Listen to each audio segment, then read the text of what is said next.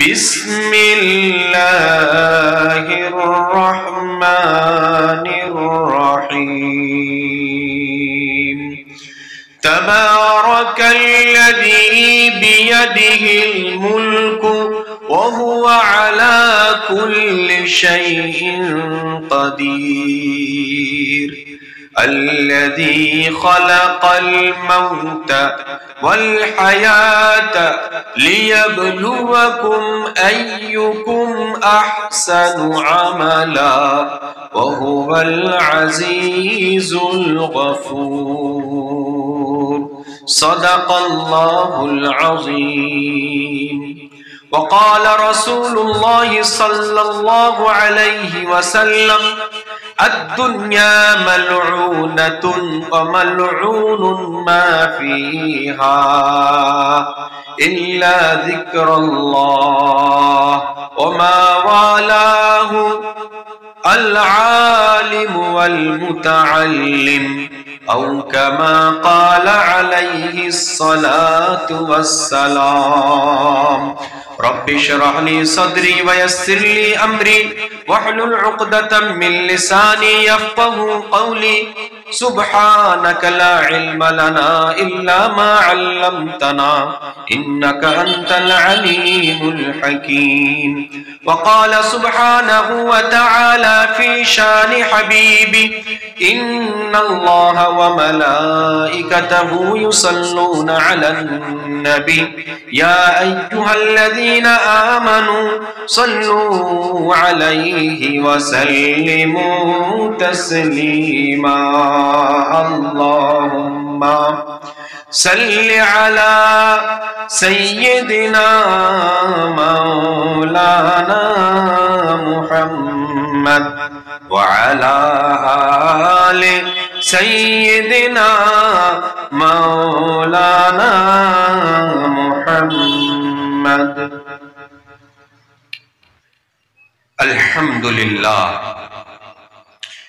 সর্বোপরি গুণগান, গুণকীর্তন, উপাসনা, আরাধনা, বন্দনা আর কৃতজ্ঞতা জানাই মহান করুণাময় আল্লাহ সুবহানাহু ওয়া তাআলার সকাশে, যিনি আমাদেরকে অযাচিতভাবে পৃথিবীর বুকে মনুষ্য রূপে আত্মপ্রকাশ করার তৌফিক দান করেছেন এবং শেষ নবীর উম্মত করে আজকের এই ফিতনা ফাসাদের সময় দুনিয়ার যাবতীয় ঝামেলা, যাবতীয় বিপদ আপদ এবং ফিতনা ফাসাদ, গুনাহার পাপ থেকে মুক্ত করে তার মনোনীত নুরানি কোরআনী মজলিসে আসার ও বসার তৌফিক দান করেছেন। তার শুকরিয়া আদায় করে কণ্ঠ খুলে বলি আলহামদুলিল্লাহ। আরো জোরে বলি আলহামদুলিল্লাহ। একটা আলহামদুলিল্লাহ বললে 30টা নেকি পাওয়া যায়। কটা? 30টা নেকি পাওয়া যায়। আমরা এখানে নেকির আশায় এসেছি না, আর আল্লাহ একটা একটা নেকিকে 10 গুণ বাড়িয়ে দেন। সেই জন্য আমরা বেশি থেকে বেশি নেকি কুড়িয়ে নিয়ে যাব। তাই বলি আলহামদুলিল্লাহ। অসংখ্য দরুদ ও সালাম বর্ষিত হোক আমার আপনার তথা সমগ্র বিশ্ব জগতের একমাত্র নেতা, বিশ্ব নবী, শ্রেষ্ঠ নবী, শেষ নবী, নবী কুলের শিরোমণি, আকায়ে নামদার, তাজদারে মদিনা মুহাম্মদুর রাসূলুল্লাহ সাল্লাল্লাহু আলাইহি ওয়াসাল্লামের উপর সকলে বলি সাল্লাল্লাহু আলাইহি ওয়াসাল্লাম। আমার সময় খুবই সংক্ষিপ্ত, সেই জন্য আর বেশি লম্বা ভূমিকা না টেনে আমি আমার বিশেষ আলোচনার দিকে এগিয়ে যেতে চলেছি। তবে তার পূর্বে জানিয়ে রাখি, আজকের সভার নির্ধারিত নির্বাচিত সভাপতি মহাশয়কে জানাই আমার আন্তরিক শ্রদ্ধা এবং উপস্থিত আমন্ত্রিত ও আমন্ত্রিত উলামায়ে কেরাম যারা এসেছেন বা আমার আওয়াজ শুনছেন তাদের সকলকে জানিয়ে রাখি আন্তরিক শ্রদ্ধা এবং উপস্থিত আমার বয়োজ্যেষ্ঠ, সমবয়স্ক, বয়োকনিষ্ঠ পুরুষ নারী নির্বিশেষে সমস্ত দিন দরদি মুসলিম ভাই বোনেদেরকে জানাই আন্তরিক শ্রদ্ধা, শুভেচ্ছা আর ভালোবাসা। আমি আজকের আলোচনা করার জন্য কোরআনে পাক থেকে দুটি আয়াত তেলাওয়াত করেছি।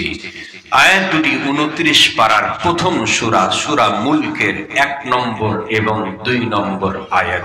এই আয়াত পাকের মধ্যে মহান আল্লাহ সুবহানাহু ওয়া তাআলা বলছেন, তাবারাকাল্লাযী বিয়াদিহিল মুলকু, তাবারাকাল্লাযী বরকতপূর্ণ সেই সত্তা, সেই জাত, বিয়াদিহিল মুলকু যার হাতে রয়েছে সমস্ত রাজত্ব, ওহুয়া আলা কুল্লি শাইইন কাদির, তিনি প্রত্যেকটা বস্তুর উপরে ক্ষমতাশীল। আল্লাযী খালাকাল মাউতা, তিনি মউতকে, মৃত্যুকে সৃষ্টি করেছেন। ওয়াল হায়াতা, তিনি জীবনকে সৃষ্টি করেছেন, অর্থাৎ তিনি জীবকে, তিনি জীবন দিয়েছেন, তিনিই মৃত্যু দেবেন। কেন? তার কারণটা এখানে বয়ান করছেন, লিয়াবলুয়াকুম, যাতে করে আমি যাচাই করে নিতে পারি, বাছাই করে নিতে পারি, আইয়ুকুম, তোমাদের মধ্যে থেকে কোন ব্যক্তি, আহসানু আমালা, সব থেকে ভালো কর্ম, সব থেকে ভালো আমল করে আসতে পারে। ওখানে এই আয়াত থেকে আমরা বুঝতে পারলাম আল্লাহ তাআলা আমাদেরকে পৃথিবীতে পাঠিয়েছেন একটা নির্দিষ্ট সময় দিয়ে। চিরকালের জন্য কেউ পৃথিবীতে আসেনি, কেউ চিরকাল থাকতেও পারবে না। কোন জাতি, কোন মানুষ, কোন বুদ্ধিজীবী, কোন সাধারণ খাস কোন মানুষ এটাকে অস্বীকার করতে পারে না বা করে না যে মৃত্যু হবে না। মৃত্যু সকলেরই হবে। আর কেউ ছিলাম না, জন্ম হয়েছে, জন্ম মৃত্যুকে সকলেই বিশ্বাস করে। কিন্তু এটা আমাদের ভাবার বিষয়, কেন আমাদের জন্ম, কেন আমাদের মৃত্যু? যিনি জন্ম দিয়েছেন, যিনি মৃত্যু দেবেন, তিনি ঘোষণা করে বলছেন, তোমাদের মধ্যে উত্তম আমলকারী কে, সব থেকে ভালো কর্মকারী কে, সেটা যাচাই করার জন্যই আমি পৃথিবীতে পাঠিয়েছি। বোঝা গেল পৃথিবী কিসের জন্য? কি বোঝা গেল আয়াত থেকে? পৃথিবী কিসের জন্য? পরীক্ষার জন্য। পৃথিবী কিসের জন্য? পরীক্ষার জন্য আল্লাহ তাআলা সৃষ্টি করেছেন, আর আমাদেরকে পরীক্ষার জন্যই এখানে পাঠিয়েছেন।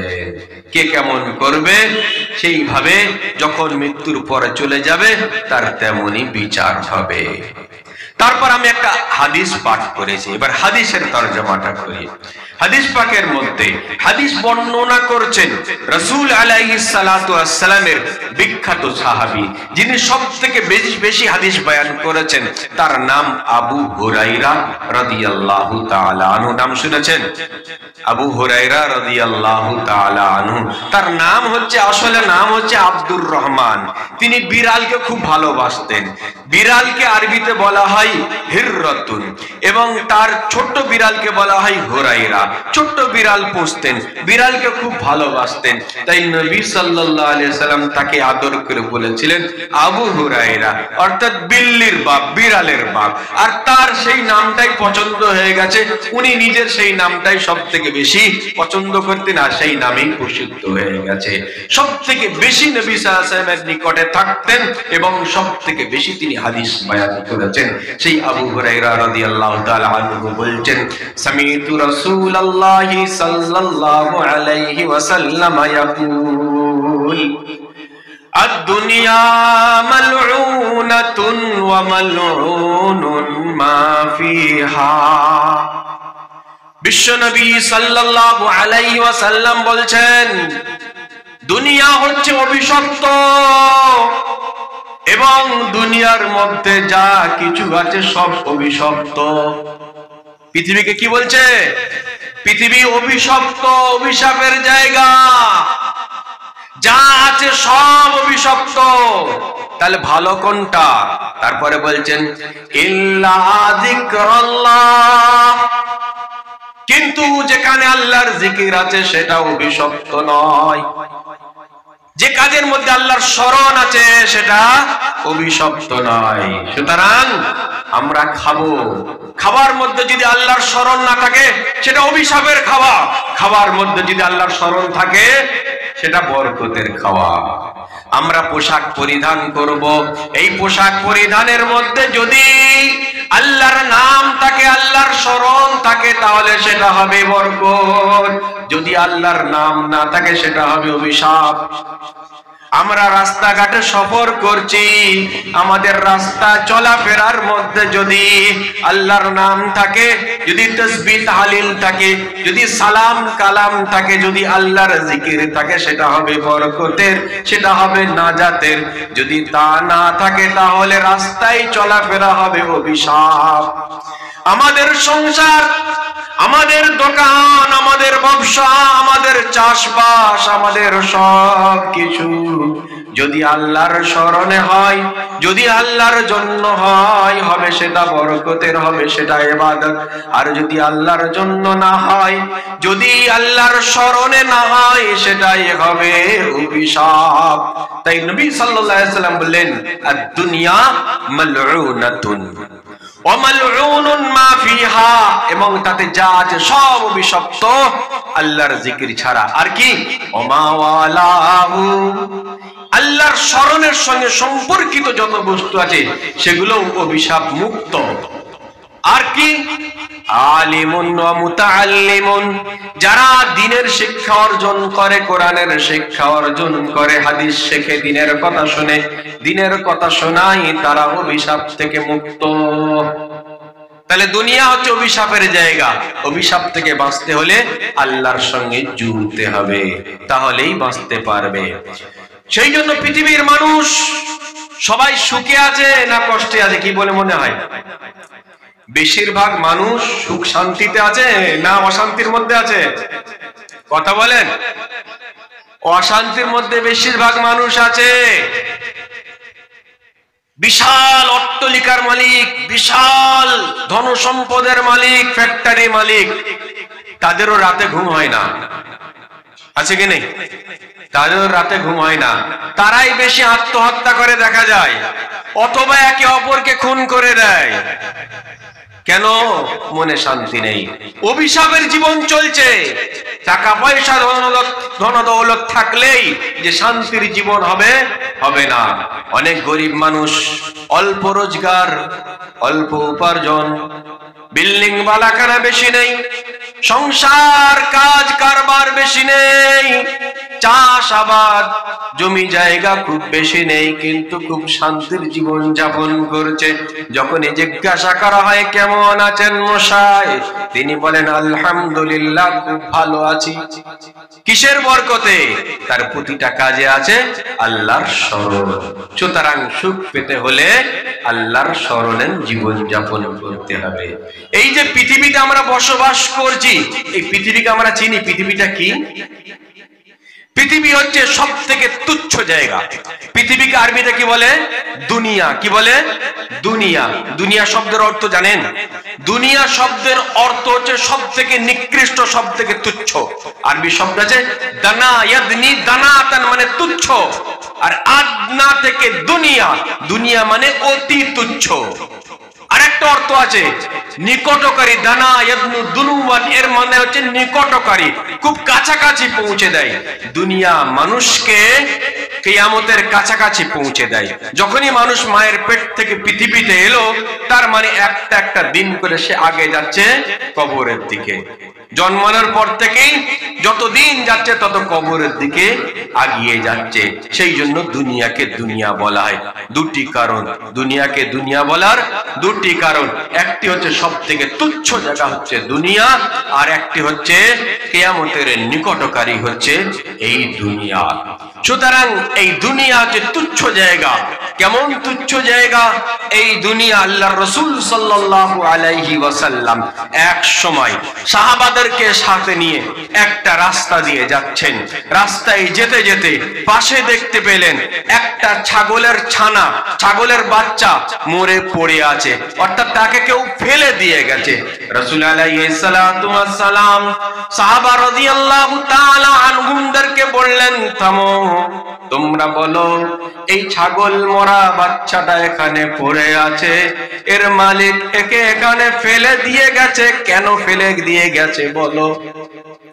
কেন ফেলে দিয়ে গেল এখানে? যখন তার মালিক এখানে ফেলেছে তাকে, তার মালিকের কাছে ছাগলের ছানাটার মূল্য কত ছিল?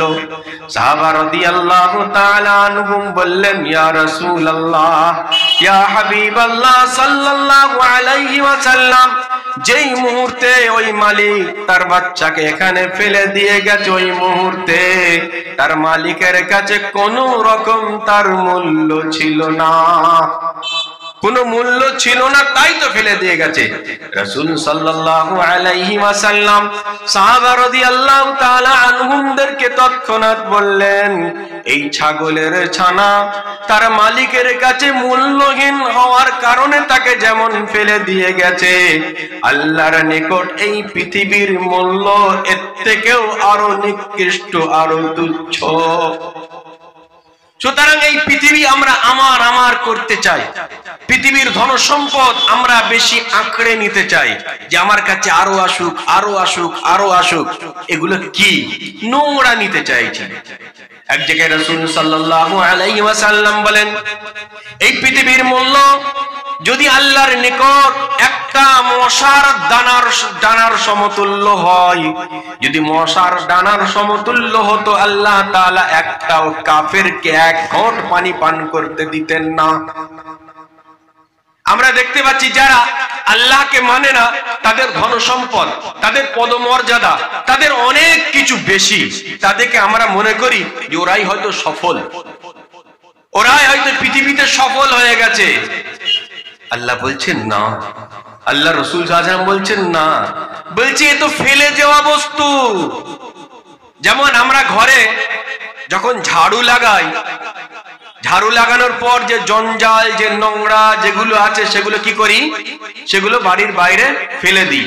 এখন কেউ যদি এসে বলে এগুলো আমি নিয়ে যাব, আমরা কি বলবো তাকে? আরে এক্ষুনি নিয়ে যাও, যত প্রয়োজন তত নিয়ে যাও, যত বেশি তত তুমি নিয়ে চলে যাও, এ প্রয়োজন, এতে ফেলে দেওয়া বস্তু, নোংরা বস্তু, এর কোনো প্রয়োজন নেই।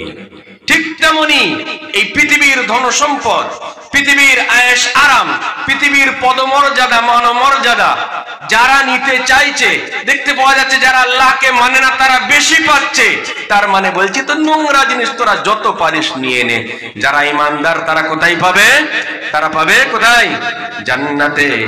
মহান আল্লাহ সুবহানাহু ওয়া তাআলা বলেন, ইন্নাল্লাযীনা ক্বালু রাব্বুনাল্লাহ থুম্মা ইসতাকামু তাতানাজ্জালু আলাইহিমুল মালায়েকা আল্লা তাখাফু ওয়া লা তাহজানু ওয়া আবশিরু বিল জান্নাতিল্লাতী কুনতুম তুআদুন। যারা এক আল্লাহকে বলেছে আমাদের রব তিনি, এবং তার উপরে তারা টিকে আছে, তাদের জন্য সাহায্য করার জন্য আল্লাহ আসমান থেকে ফেরেশতা অবতীর্ণ করেন এবং তাদেরকে বলেন আল্লাহ তাখাফু, তোমাদের কোনো ভয় নেই, ওয়ালা তাহজানু, তোমাদের কোনো দুঃখ নেই, ওয়া আবশিরু বিল জান্নাহ, তোমরা জান্নাতের সুসংবাদ গ্রহণ করো, যে জান্নাতের তোমাদের জন্য ওয়াদা করা হয়েছে। সুতরাং যারা ঈমান এনেছে তারা বিনিময় পাবে কোথায়? জান্নাতে। কি পাবে সেখানে? ওয়ালাকুম ফিহা মা তাশতাহি আনফুসুকুম ওয়ালাকুম ফিহা মা তাদউন। সেখানে গিয়ে কি পাবে? মা তাশতাহি আনফুসুকুম, তোমাদের মন যা চাইবে তাই পাবে। আজ আমাদের অনেক শখ জাগে, এটা চাই, ওটা চাই, এরকম চাই, সেরকম চাই। দুনিয়ায় সমস্ত আশা পূরণ হয়? সমস্ত শখ কারো পূরণ হয়েছে আজ পর্যন্ত? মানুষের যত ইচ্ছা, যত চাহিদা পূরণ হয় না, এটা হওয়ার জায়গাও নয়। কোন ধর্মের মানুষ, কোন পদের মানুষ যত আশা করে সমস্ত আশা পূরণ হয় না, এটা আশা পূরণ হওয়ার জায়গাও নয়। আশা পূরণ হবে, প্রত্যেকটা আশা পূরণ হবে। সেটা কোথায়? ওয়ালাকুম ফিহা মা তাশতাহি আনফুসুকুম ওয়ালাকুম ফিহা মা তাদউন। যা চাইবে তাই পাবে, যা ইচ্ছা করবে তাই পাবে। কোথায়? জান্নাতে। জান্নাতে যেতে হবে। জান্নাতে যেতে গেলে কি করতে হবে? নিজের ঈমানকে বাঁচাতে হবে। জান্নাতে যাওয়ার মূল উপায় কি? ঈমান। রাসূল সাল্লাল্লাহু আলাইহি ওয়াসাল্লাম হাদিস পাকের মধ্যে বলেন, যে সামান্য পরিমাণ সরষের দানা পরিমাণ ঈমান নিয়ে দুনিয়া থেকে যেতে পারবে, তাকে দুনিয়ার মতো 10 গুণ বড় জান্নাত দেওয়া হবে। বলুন সুবহানাল্লাহ। একদিন বিশ্ব নবী সাল্লাল্লাহু আলাইহি ওয়াসাল্লাম বলছেন, কিয়ামতের দিন সবথেকে শেষে যেই ব্যক্তিটাকে জাহান্নাম থেকে বের করে জান্নাতে দেওয়া হবে, তার বিষয়ে আমি জানি, আমাকে জানানো হয়েছে। আল্লাহ রাসূল সাল্লাল্লাহু আলাইহি ওয়াসাল্লাম বলেন, ওই ব্যক্তি যে অনেক পাপ করেছে, তার কোনো নেকি নেই, কিন্তু ঈমানটুকু নিয়ে সে দুনিয়া থেকে চলে গেছে। ঈমান নিয়ে দুনিয়া থেকে চলে যাওয়ার পরে অনেক দিন যখন জাহান্নামে শাস্তি পাবে, জাহান্নামে শাস্তি পাওয়ার পর তাকে আল্লাহ তাআলা জাহান্নাম থেকে কাছে টেনে নিয়ে আসবে, জাহান্নাম থেকে বের করে জাহান্নামের দিকে মুখ করে তাকে দাঁড় করিয়ে রেখে দেবেন। সেই ব্যক্তি তখন বলবে, আমাদের রব, হে দয়াময় প্রভু আল্লাহ, আমাদের মুখটা একটু জাহান্নামের দিক থেকে ঘুরিয়ে ওই দিকে করে দেন, কারণ জাহান্নামের তাপ, জাহান্নামের দুর্গন্ধ আমাকে খুব কষ্ট দিচ্ছে, আমি সহ্য করতে পারছি না। এই দিক থেকে মুখটা ঘুরিয়ে একটু ওই দিকে করে দেন। মহান রব্বুল আলামিন বলেন, ঠিক আছে, তোমার কথা আমি শুনছি, ওই দিকে মুখটা ঘুরিয়ে দিচ্ছি জাহান্নামের দিক থেকে, কিন্তু এরপরে তুমি আর কিছু চাইতে পারবে না। সেই ব্যক্তি তখন বলে, আল্লাহ আর কিছু চাইবো না, এতটুকু করে দেন, জাহান্নামের দিক থেকে মুখটা ঘুরিয়ে খালি ওই দিকে করে দেন। আল্লাহ রব্বুল আলামিন তারপরে তার মুখটা ঘুরিয়ে দেয়। বেশ কিছু গুণ ওই দিকে ঘুরে তাকিয়ে দেখতে পাচ্ছে দূরে জান্নাত আর জান্নাতের সুখ শান্তি। তারপরে আল্লাহর কাছে আবেদন করছে, হে আল্লাহ, আপনি তো দয়া করে জাহান্নাম থেকে আমাকে বের করেছেন, আপনি তো দয়া করে জাহান্নামের দিক থেকে মুখটা ঘুরিয়ে জান্নাতের দিকে করে দিয়েছেন। হে রব্বুল আলামিন, আর একটা দোয়া কবুল করুন, একটু জান্নাতের গেটের সামনে পৌঁছে দেন, আর কিছু বলবো না। রব্বুল আলামিন তারপর তাকে সেখান থেকে তাকে বলবে, তুমি তো বলেছিলে আমি আর কিছু চাইবো না। বলছে, হে আল্লাহ, দয়া করে একটু করে দেন। আল্লাহ রব্বুল আলামিন দয়া করেন তাকে সেখান থেকে সরিয়ে জান্নাতের গেটের সামনে পৌঁছে দেবে। সেই বান্দা জান্নাতের ভিতর দিকে তাকিয়ে জান্নাতের সুখ শান্তি, জান্নাতের আয়েশ আরাম সব যখন দেখতে থাকবে, দেখতে দেখতে আবার আল্লাহর কাছে আবেদন করে বলবে, হে আল্লাহ, আপনি দয়া করেছেন, জাহান্নাম থেকে বের করেছেন, জাহান্নাম থেকে টেনে এনে জান্নাতের সামনে দাঁড় করিয়ে দিয়েছেন। হে রব্বুল আলামিন, দয়া করে ভিতরে ঢোকার একটু অনুমতিটা দিয়ে দেন।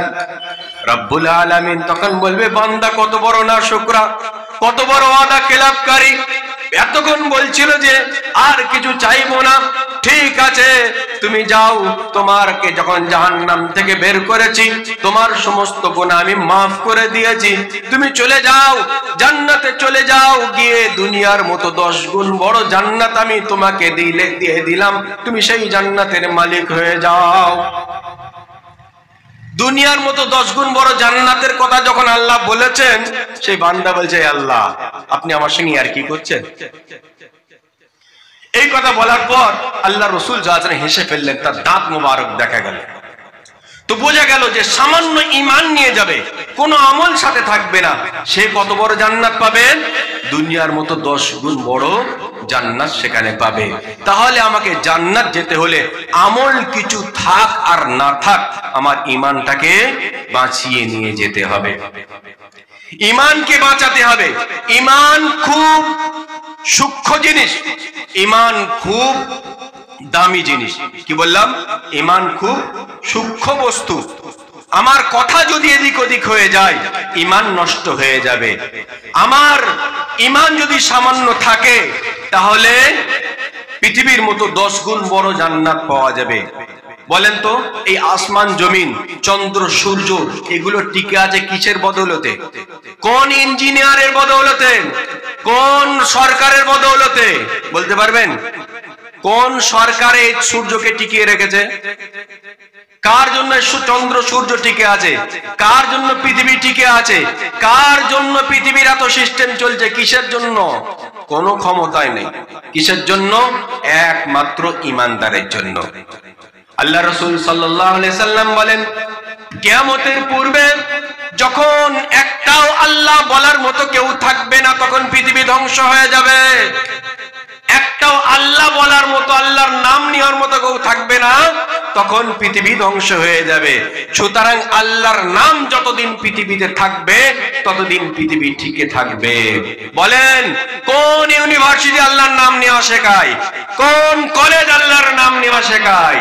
কোন স্কুল আল্লাহর নাম নেওয়া শেখায়? আল্লাহর নাম নেওয়া কারা শেখায়? মাদ্রাসা শেখায়। এক কথায় পৃথিবী টিকে আছে মাদ্রাসা শিক্ষার জন্য। এক কথায় পৃথিবী টিকে আছে ইমানদার মুসলমানদের জন্য। কোন ক্ষমতা পৃথিবীকে টিকিয়ে রাখতে পারে না। একমাত্র যতদিন মুসলমান আছে, যতদিন ইমানদার আছে, পৃথিবী টিকবে। যেদিনই ইমানদার শেষ হয়ে যাবে, তারপরে কিয়ামত চলে আসবে, পৃথিবী শেষ হয়ে যাবে। সেই জন্য আপনার আমার ইমানকে হেফাজত করতে হবে যে কোনো মূল্যে। কোরআন পাকের মধ্যে বর্ণনা করা আছে 7 জন যুবকের কথা। কজন বললাম? 7 জন যুবক। বিশ্বনবী সাল্লাল্লাহু আলাইহি ওয়াসাল্লাম পৃথিবীতে আসার প্রায় 400 বছর পূর্বে রোমান সাম্রাজ্যে একজন বাদশা ছিল। বাদশার নাম দাকিয়ানুস। কি বললাম? বাদশার নাম দাকিয়ানুস। সেই রোমান সাম্রাজ্যের দাকিয়ানুস বাদশা, এখন সেটা পরে আপনার তুর্কিস্তানে। সেই এলাকার নাম হচ্ছে ইফসুস। সেই এলাকায় যে জালিম বাদশা ছিল দাকিয়ানুস, মূর্তি পূজারী ছিল, মূর্তি পূজা করত এবং তার প্রজাদের, তার অধীনস্থদের মূর্তি পূজা করতে বাধ্য করত। যারা এক আল্লাহকে মানত তাদেরকে শাস্তি দিত, মৃত্যুদণ্ড দিত। বাৎসরিক সরকারি ভাবে তাদের একটা মেলা হতো। সেই মেলায় সকলকে যাওয়া বাধ্যতামূলক। সেখানে দেব দেবীর পূজা হবে, বাদশার নিজেরও পূজা হবে। সেরকম একটি সময় একটি মেলার আয়োজন হয়েছে, সবাই সেখানে গেছেন। তার মধ্যে একজন যুবক দেখতে পেল এখানে যে মূর্তিগুলোর পূজা হচ্ছে, এই মূর্তিগুলো আমরাই হাত দিয়ে বানাই, আমরাই তৈরি করি, একে পূজা আমরাই করছি, আবার আমরাই বিসর্জন দিচ্ছি। আমার বিবেকে বুঝে আসছে না এরকম কাজ করি কি করেন। তাই সেইখান থেকে একজন যুবক সেখান থেকে, সেই মেলা থেকে চুপি চুপি চলে আসে। চলে এসে একটা গাছ দেখতে পায়, গাছের নিচে গিয়ে বসে যায়। তারপর কিছুক্ষণ পরে আর একটা যুবক চলে আসেন, সে এসে এক গাছের নিচে বসে যায়। আর একটা যুবক চলে আসেন, সেও এসে সেই গাছের নিচে বসে যায়। একটা একটা করে বিভিন্ন বয়ান অনুযায়ী 7 জন এসে সেই গাছের নিচে বসে যায়। কতজন বললাম? 7 জন ব্যক্তি গাছের নিচে বসে যায়। তারা বসে গিয়ে কেউ কাউকে কিছু বলতে পারছে না। কেন বলতে পারছে না? বাদশা জালিম, বাদশা অত্যাচারী যদি বুঝতে পারে আমরা মূর্তি পূজা পছন্দ করি না, আমরা আল্লাহকে এক বলে মেনে নিয়েছি, সুতরাং বাদশা যদি শোনে আমাদেরকে ধ্বংস করে দেবে, মৃত্যুদণ্ড দেবে। কেউ কাউকে কিছু বলতে পারছে না, কেউ কারো মনের খবর জানে না। এমতো অবস্থায় তাদের মধ্যে থেকে একজন সাহস করেই বলে ফেললো, বলো ভাই, আজ আমরা এখানে কেন বসে আছি? ওদিকে আমাদের কম, আমাদের জাতি, তারা মেলার মধ্যে ব্যস্ত, আনন্দ ফুর্তিতে ব্যস্ত। আমরা সেখান থেকে দূরে সরে এসে এই গাছের নিচে কেন বসে আছি বলো? তার মধ্যে থেকে একজন যুবক বলে ফেললো, আমি এখানে চলে এসেছি, আমার উদ্দেশ্য এটা যে মূর্তিকে আমরা নিজেরাই তৈরি করি, তাকেই আবার উপাস্য বলে আমরা মানি, তারই পূজা করি, তারই ইবাদত করি। আমার বিবেকে কথাটা বুঝে আসছে না, তাই আমি সেখান থেকে বের হয়ে চলে এলাম। এই কথা বলার পর আরো যারা ছিল তারা সকলেই সাহস পেয়ে গেল। সকলেই বলে উঠলো, আমারও উদ্দেশ্য তাই, আমারও উদ্দেশ্য তাই। 7 জনের মত সেখানে এক জায়গায় একত্রিত হয়ে গেল যে আমরা মূর্তি পূজা পছন্দ করি না, আমরা আমাদের ঈমান এনেছি, এক আল্লাহকে মানি, আমরা সত্য দিনকে মানি, আমরা মূর্তি পূজা মানি না, সেই জন্য চলে এসেছে এখানে। কিন্তু এই কথা বাদশাকে জানানো যাবে না। বাদশাকে জানাবে না বলে তারা গোপনে ছিল। কিন্তু কথা চলতে চলতে পৌঁছে গেল বাদশার কানে। বাদশার কানে কথা পৌঁছে যাওয়ার পর বাদশা তাদেরকে ডাক করিয়েছেন। আর তারা ছিল সকলেই কারা? তারা ছিল প্রত্যেকটা বাদশার নিকটতম মন্ত্রীদের ছেলে। যে কটা যুবক ছিল সব কটা বাদশার নিকটতম মন্ত্রী, কেউ প্রধানমন্ত্রী, কেউ খাদ্যমন্ত্রী, কেউ বড় বড় মন্ত্রী, তাদের সন্তান আর জওয়ান যুবক। বাদশা তাদেরকে বললেন, তোমরা চিন্তা করো, তোমরা ভাবো, 3 দিন তোমাদেরকে সময় দিলাম, তোমরা আমাদের ধর্মে ফিরে এসো, তারপরে যদি না মানো তোমাদেরকে মৃত্যুদণ্ড দেওয়া হবে। 3 দিন সময় তাদেরকে চাওয়া হলো। প্রথমেই তাদেরকে দাঁড় করিয়ে বাদশা তাদেরকে জিজ্ঞাসা করেছিল, ইয ক্বালু, যখন তারা বাদশার সামনে দাঁড়ালো, আল্লাহ কোরআন পাকের মধ্যে বলছেন, ইয কামু ফাকালু রাব্বুনা রাব্বুস সামাওয়াতি ওয়াল আরদ। তারা আল্লাহ তাদের বাদশার সামনে একেবারে কণ্ঠ খুলে উচ্চস্বরে বলে দিল, তোমাকে মাবুদ বলতে বলে মানতে পারবো না। রব্বুনা, আমাদের রব তিনি, যিনি আসমানের রব, যিনি জমিনের রব, তিনি ছাড়া আর আমরা কারো শিরিক করতে পারবো না, কারো পূজা, কারো ইবাদত করতে পারবো না। এই কথা তারা যখন কণ্ঠ খুলে বলে দিল, তখন বাদশা তাদের সঙ্গে সঙ্গে ধ্বংস করে দেয়নি। জওয়ান যুবক ছিল, বলেছিল যে তোমরা যদি বয়স্ক হতে তোমাদেরকে এক্ষুনি মৃত্যুদণ্ড দিয়ে দিতাম, কিন্তু তোমরা জওয়ান যুবক, তোমাদের কাজ আছে অনেক, তোমরা ফিরে এসো। যদি 3 দিনের মধ্যে ফিরে না আসো তখন তোমাদের ব্যবস্থা করা হবে। কিন্তু সেই বাচ্চারা, সেই জওয়ান যুবকেরা, তারা ঈমান এনেছিল। আল্লাহ তাআলা তাদের ঈমানকে আরো মজবুত করে দিলেন। অরাবাতনা আলা কুলুবিহিম, আল্লাহ তাআলা বললেন তাদের দিলকে আমি আরো মজবুত করে দিলাম, তাদের ঈমানকে আরো মজবুত করে দিলাম আমি। তারা বাদশার সামনে ডেটে বলে দিল। এবার 3 দিন যখন সুযোগ পেয়ে গেছে, 3 দিন সুযোগ পাওয়ার পর তারা আপোষের মধ্যে পরামর্শ করছে, এই 3 দিন পরে বাদশার কাছে যদি যেতে হয়, হয় জোর করে তাদের ধর্মে আমাদেরকে দাখিল করে নেবে, না হলে আমাদের মৃত্যুদণ্ড দিয়ে দেবে। এছাড়া আমাদের আর কোনো উপায় নেই। আমরা ঈমানও ছাড়বো না, আমরা মরতেও চাই না, আমরা ঈমানও বাঁচাবো, আমরা বেঁচেও থাকবো। কি করতে হবে? চলো আমরা দূরে কোনো এক জায়গায় আশ্রয় নিয়ে নিই। তাই সেই 7 জন মিলে যুক্তি করে চলতে চলতে একটা পাহাড়ের নিচে দিয়ে যাচ্ছিল। পাহাড়ের নিচে দিয়ে যেতে যেতে পাহাড়ের মধ্যে একটা গুহা দেখতে পেয়ে গেল। সেই গুহা দেখতে পেয়ে তারা সেই গুহার ভিতরে ঢুকে গেল। দুয়ার ভিতরে ঢুকে গিয়ে আল্লাহর কাছে দোয়া করেছিল, রব্বানা আতিনা মিন লাদুনকা রাহমাতাও ওয়া হাইয়্যি লানা মিন আমরিনা রাশাদা। হে আমাদের রব, আতিনা মিন লাদুনকা রাহমা, আপনি আপনার পক্ষ থেকে আমাদের উপরে রহম করুন, রহমত দিন, দয়া করুন।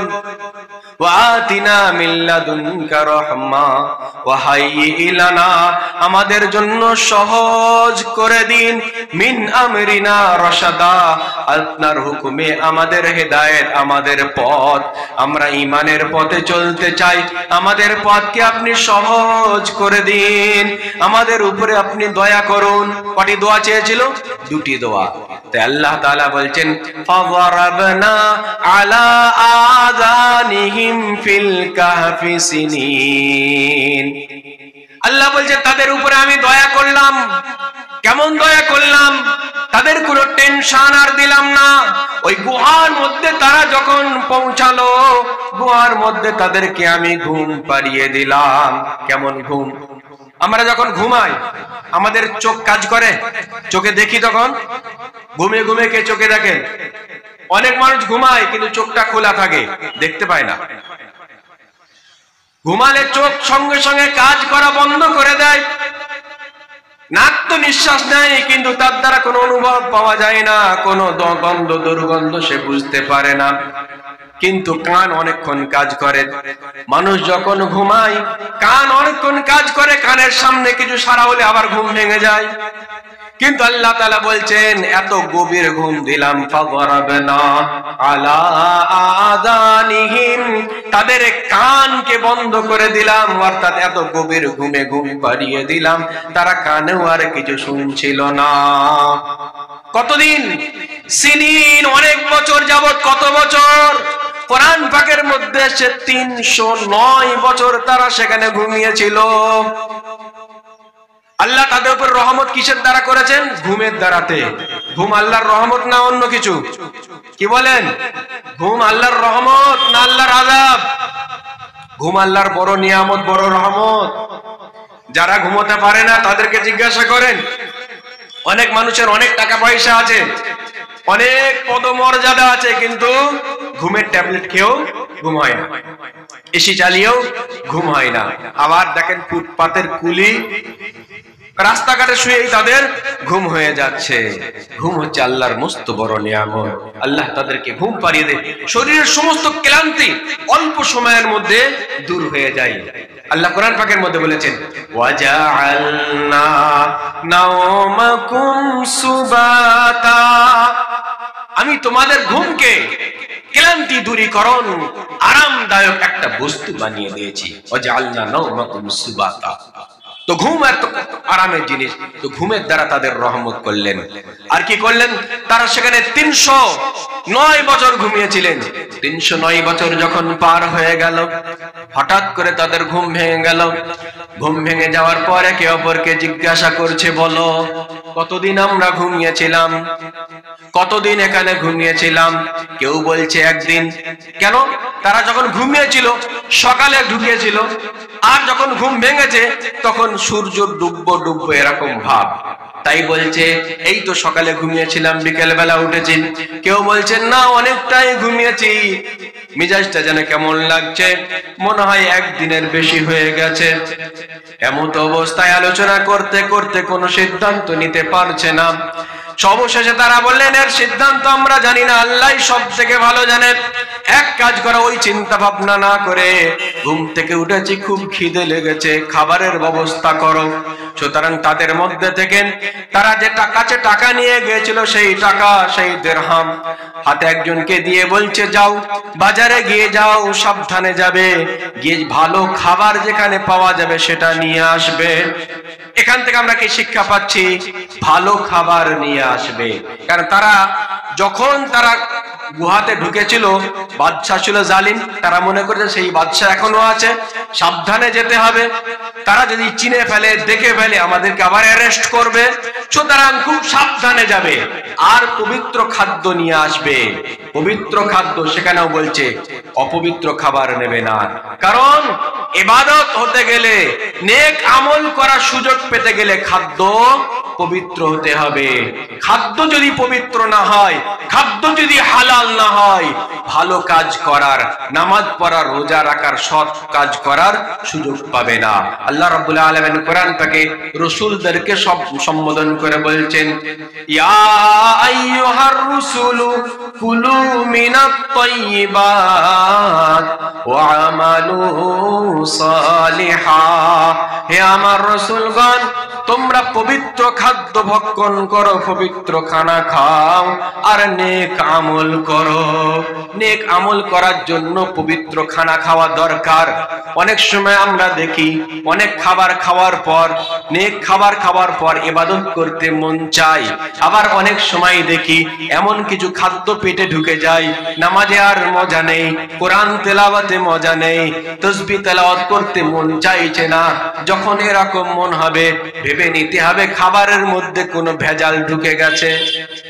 এরকম হয়। তো পবিত্র খাদ্য নিয়ে আসবে। তো পবিত্র খাদ্য যখন আনতে গেছে, খাদ্য আনতে গিয়ে দোকান থেকে খাবার নিয়েছে। খাবার নেওয়ার পর দোকানদারকে পয়সা দিয়েছে। পয়সা দেওয়ার পর যখন চলে আসে, দোকানদার বলছে, মিয়া শোনো, কি কোথাকার পয়সা? আমার পয়সা দাও। বলছে, এই তো দিলাম। কোথাকার পয়সা? কবেকার পয়সা?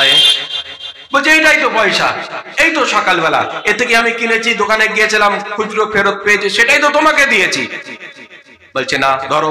এইভাবে কথা হতে হতে আশপাশের দোকানদার সব জড়ো হয়ে যায়। জড়ো হয়ে গিয়ে এবার তাদেরকে বলে, বলো এটা এখনকার নাই, এ তো 300 বছর আগেকার পয়সা, কোথায় পেলে বলো? হয় তোমরা সরকারের খাজানা চুরি করেছো, না হলে গুপ্ত কোনো খাজানা পেয়ে গেছো। এইভাবে তাদেরকে জিজ্ঞাসাবাদ করতে থাকে। তারা বলে, না, আমরা এই মাত্র নিয়ে আমরা ঘুমিয়েছিলাম, গুহার মধ্যে আমাদের সাথী আরো আছে, তারা সেখানে আছে, আমি তাদের জন্য খাবার কিনতে এসেছি। বলছে মিথ্যা কথা শোনা যাবে না। তাই তাদেরকে ধরে নিয়ে বাদশার কাছে গেছেন। সে বাদশার কাছে যাওয়ার পর বাদশাহ তাদেরকে বলছে, বলো তোমরা কোথায় পেলে, তোমাদের বিষয়টা কি, এ পয়সা এ ভান্ডার তোমরা কোথায় পেলে? তখন তারা বলল, না, এসব কিছু নাই, আমরা কোনো গোপন খাজানা পাইনি, কোথাও থেকে চুরি করিনি আমরা, আমাদের বিষয় হচ্ছে এরকম, আমাদের নামে বাদশাহ ওয়ারেন্ট করেছিল, আমাদের নামে বাদশার দরবারে কেস ছিল, মৃত্যুদণ্ড ছিল আমাদের নামে, বাদশাহ যদি আমাদেরকে ধরে নিয়ে যায় মৃত্যুদণ্ড দিয়ে দেবে, তাই আমরা ওখানে গিয়ে লুকিয়ে পড়েছিলাম, ঘুমিয়ে পড়েছিলাম, সেই ঘুম থেকে উঠে খাদ্য নেবার জন্য এখানে এসেছি আমরা। তখন বাদশাহ বললেন, তোমাদের নামে ওয়ারেন্ট কি আছে? বাদশাহ পূর্বেকার বাদশাদের ফাইল খুলে খুঁজতে খুঁজতে সেখানে দেখতে পেল, হ্যাঁ, 300 বছর আগে দাকিয়ানুস নামক একজন বাদশাহ ছিল, সেই বাদশাহ এই 7 জন যুবকের নামে কেস দিয়ে রেখে দিয়েছিল। তখন তারা বলে, বাদশাহ বুঝতে পেরেছে সেই তারা যাদেরকে এখানে বাদশাহ তালাশ করছিল ঈমানের খাতিরে, তৌহিদের খাতিরে, তারা বাদশার বিরোধিতা করেছিল, কিন্তু বাদশাহ তাদেরকে মৃত্যুদণ্ড দেওয়ার জন্য প্রস্তুতি নিয়েছিল। সেই মুহূর্তে তারা সেখান থেকে পালিয়ে গিয়েছিল, তাই বাদশাহ তাদের খোঁজ করতে চেয়েছিল, কিন্তু বাদশাহ তাদের ধরে পায়নি। তাদেরকে বললেন, শোনো শোনো, এখন সে বাদশাহ নেই, এখন মুসলমান ইমানদার বাদশাহ হয়েছে, তোমাদের আর কোনো ভয় নেই। বলো আমরা সেখানে যাব, কোথায় তোমার সাথীরা আছে তার সঙ্গে মোলাকাত করব। তো তার সঙ্গে সেই ব্যক্তির সঙ্গে, তার সাথীদের সঙ্গে দেখা করার জন্য বাদশাহ যাচ্ছিল। এমন অবস্থায় সে বলছে, আপনি এখানে থামেন, আমি তাদেরকে গিয়ে বলি। তাদেরকে যখন বলতে গেছে, সাক্ষাৎ করতে গেছে, গুহায় যাওয়ার পর আল্লাহ তাআলা তাদেরকে সেই তৎক্ষণাৎ মৃত্যু দিয়ে দিয়েছেন। সম্মানীয় ভাইয়েরা আমার, এই যুবকদের ঘটনা থেকে আমরা কয়েকটা শিক্ষা পাই। সেই সময় বাদশাহ এবং পুরো মহল, পুরো পরিস্থিতি ইমানের বিপরীত ছিল, আল্লাহর বিপরীত ছিল, আল্লাহকে মানত না। সেই সময় রুখে দাঁড়িয়েছিল কয়েকজন যুবক। এখান থেকে শিক্ষা পাওয়া যায়, যুবকরা যদি কোনো কাজে, কোনো সৎ কাজে যদি তারা দাঁড়ায়, কোনো অন্যায়কে প্রতিরোধ করার জন্য যুবকরা যদি দাঁড়ায়, একত্রিত হয়, যুবকদেরকে কেউ হারাতে পারবে না। ঈমানকে আর সৎ কাজে প্রতিষ্ঠিত করার জন্য কেউ যদি চেষ্টা করে, আল্লাহর কাছে সাহায্য চায়, আল্লাহ তাদেরকে সাহায্য করবেন, আল্লাহ তাদেরকে হেফাজত করবেন। বর্তমান সময়ে যত রকমের অপকর্ম, যত রকমের খারাপি সরকারিভাবে, বেসরকারিভাবে, সামাজিকভাবে মুসলমানদের ভিতরে এবং পুরো দেশ জাতির মধ্যে যত রকমের খারাপি আছে, সমস্ত রকমের খারাপিকে দূর করার জন্য একমাত্র যুবকদেরকে আগে বাড়তে হবে। যুবকরা যদি মজবুত হয়ে দাঁড়িয়ে যায়, যুবকরা যদি সত্যিটা প্রতিষ্ঠিত করতে চায়, অবশ্যই সমাজের পরিবর্তন আসবে। যদি আল্লাহর কাছে সাহায্য চায়, আল্লাহ অবশ্যই সকলকে সাহায্য করবে। আল্লাহ সুবহানাহু ওয়া তাআলা আমাদের সকলকে ঈমান মজবুত করে নিয়ে ইসলামকে প্রতিষ্ঠিত করার জন্য সর্বরকমের প্রচেষ্টা করার তৌফিক দান করুন। আমিন। ওয়া আখিরু দাওয়ানা আলহামদুলিল্লাহি রাব্বিল আলামিন। আসসালামু আলাইকুম ওয়া রাহমাতুল্লাহি ওয়া বারাকাতুহু। আলহামদুলিল্লাহ। সম্মানীয়